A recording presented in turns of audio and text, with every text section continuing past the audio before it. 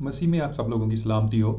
خدا نے مجھے تبدیل کیا کہ یہ دوسری ویڈیو ہے، اور اس ویڈیو میں ہم بات کریں گے کہ مجھے روح القدس کیسے ملا اور خدا نے مجھ میں کیا تبدیلیاں پیدا کی اور میں کیا پریکٹس کیا کرتا تھا روح القدس کو حاصل کرنے سے پہلے۔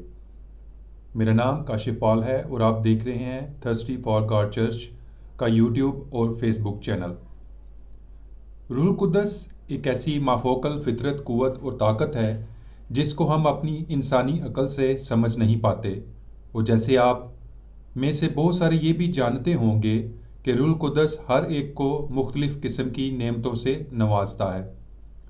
کس کو کون سی نعمت ملے گی یہ خدا جانتا ہے، یا ہو سکتا ہے کہ آپ کس نعمت کی آرزو کرتے ہیں۔ یہاں پر میں آپ لوگوں کے علم میں اضافے کے لیے بتاتا چلوں کہ مسلم اسکالرز نے روح القدس کو جبرائیل سے تشبیہ دی ہے، اور جب میں یہ پڑھ رہا تھا تو اس وقت یسوع مسیح کی وہ بات یاد آئی جب انہوں نے کہا تھا کہ غیر اقوام اس کو حاصل نہیں کر سکتی کیونکہ وہ اس کو جانتی نہیں۔ حالانکہ روح القدس ہر ایک قوم اور اس شخص کے لیے ہے جو اس کی آرزو کرے گا اور اس کو حاصل کرنے کی کوشش کرے گا، اپنے آپ کو تبدیل کرے گا۔ جیسے کہ ہم میں سے بہت سارے یہ بھی جانتے ہیں کہ شاگردوں کے ہاتھ رکھنے اور ان کے لیے دعا کرنے کی وجہ سے یہ نعمت دوسری قوموں کو بھی حاصل ہونا شروع ہو گئی تھی۔ روح القدس کی مافوق الفطرت قوت کی وجہ سے آپ کسی کو زندگی بھی دے سکتے ہو اور موت بھی، جیسے کہ ہم بائبل مقدس میں حنانیہ اور سفیرہ کے بارے میں پڑھتے ہیں۔ روح القدس کے سامنے جھوٹ بولنے کی وجہ سے ان کی موت واقع ہو گئی۔ روح القدس کی اگلی سطح والی نعمتوں پر پہنچنے والے خدام بہت کم نظر آتے ہیں، اور اس کی سب سے بڑی وجہ جو مجھے سمجھ آتی ہے کہ بہت سارے خادم کوئی ایک نعمت کو حاصل کرنے کے بعد کمفرٹ زون میں چلے جاتے ہیں، پھر وہ پہلے جیسی آرزو اور محنت نہیں کرتے جیسے انہوں نے ابتدائی دور میں کی ہوتی ہے۔ ان کی اپنی ضروریات تو پوری ہو رہی ہوتی ہیں، پر وہ دوسرے انسانوں کے لیے اتنی محنت اور دعا نہیں کرتے کہ وہ بھی بچ جائیں اور خدا کی نعمتوں سے لطف اندوز ہو سکیں۔ خدا ہر کسی کو خود نہیں پکڑتا، بس وہ کسی خاص کو خود پکڑتا ہے، اس کو تبدیل کرتا ہے اور ایسے تجربات کرواتا ہے جس سے اس کے ایمان میں اضافہ ہوتا ہے کہ خدا اور روح القدس کی طاقت اور قوت موجود ہے، جس کی وجہ سے روحانی مقاموں اور دنیاوی مقاموں میں تبدیلی پیدا کی جا سکتی ہے۔ میں کافی دفعہ سوچ و بچار کرتا ہوں اور اپنے آپ اور خدا سے سوال کرتا ہوں کہ خدا ایسا کیوں کرتا ہے؟ وہ ہر کسی کو کیوں نہیں روحانی قوت اور طاقت کا تجربہ کرواتا؟ اور جو مجھے چیز سمجھ آتی ہے وہ صرف انسان کی تمنا، محنت اور لگن کے ساتھ ساتھ خدا کے احکامات پر عمل کرنے کے بعد ہی یہ ممکن ہوتا ہے کہ آپ روحانی دنیا کے ماحول میں داخل ہو جاتے ہو، اور پھر آپ کو وہ چیزیں دکھنا شروع ہو جاتی ہیں جو عام انسان نہیں دیکھ رہا ہوتا، اور پھر جس کو خدا تبدیل کرتا ہے اس کے ذمے یہ ڈیوٹی لگا دیتا ہے کہ دوسرے لوگوں کے سامنے خدا کی بڑائی کو بیان کیا جائے اور دوسرے لوگوں کو خدا کے قریب لایا جائے۔ انسان خود کسی دوسرے انسان کو تبدیل نہیں کر سکتا، پر ہم صرف کوشش کرتے ہیں۔ اصل کام خدا اور روح القدس کی تحریک سے ہوتا ہے۔ بائبل یہ بھی بیان کرتی ہے کہ روح القدس الہی ذات ایک شخصیت ہے جس کی اپنی حکمت، عقل، جذبات اور مرضی ہے۔ اس حقیقت کو کہ روح القدس خدا ہے کلام مقدس کے بہت سارے حوالہ جات بشمول اعمال 5 باب 3 اور 4 آیات میں دیکھا جا سکتا ہے۔ اس حوالے میں پطرس حنانیہ کا سامنے کرتے ہوئے اس سے پوچھتا ہے کہ اس نے روح القدس سے جھوٹ کیوں بولا، اور وہ اسے بتاتا ہے کہ ایسا کر کے اس نے انسان سے نہیں بلکہ خدا سے جھوٹ بولا ہے۔ یہ ایک بالکل واضح اعلان ہے کہ روح القدس سے جھوٹ بولنا خدا سے جھوٹ بولنے کے مترادف ہے۔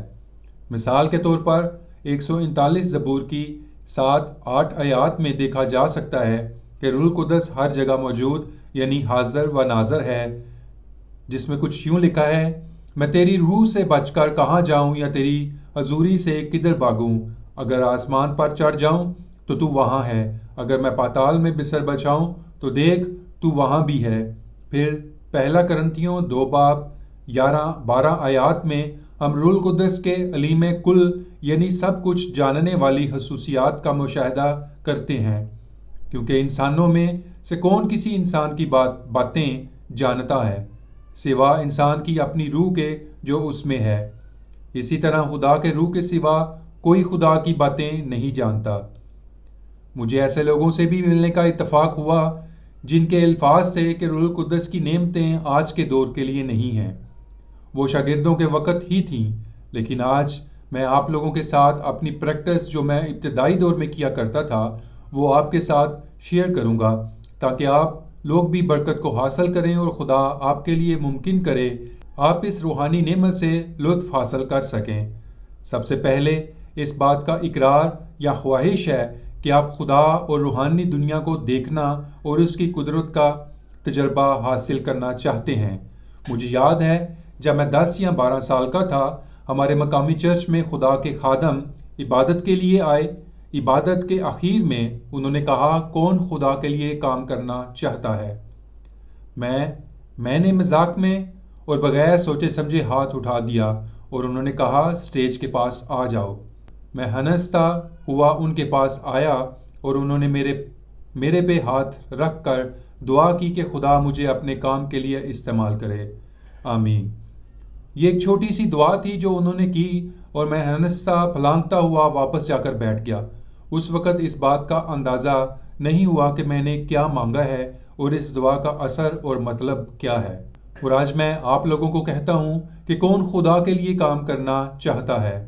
جس کی مرضی ہے وہ اپنی آنکھیں بند کر کے میرے ساتھ دعا کرے کہ اے خدا، میں حاضر ہوں، مجھے تبدیل کر اور توفیق بخش تاکہ تیری بادشاہت کی وسعت کے لیے کام کر سکوں۔ یسوع مسیح کے پاک نام سے یہ مانگتے ہیں، آمین۔ میرے دعا کروانے کے 10 سال بعد تک تو کچھ نہیں ہوا۔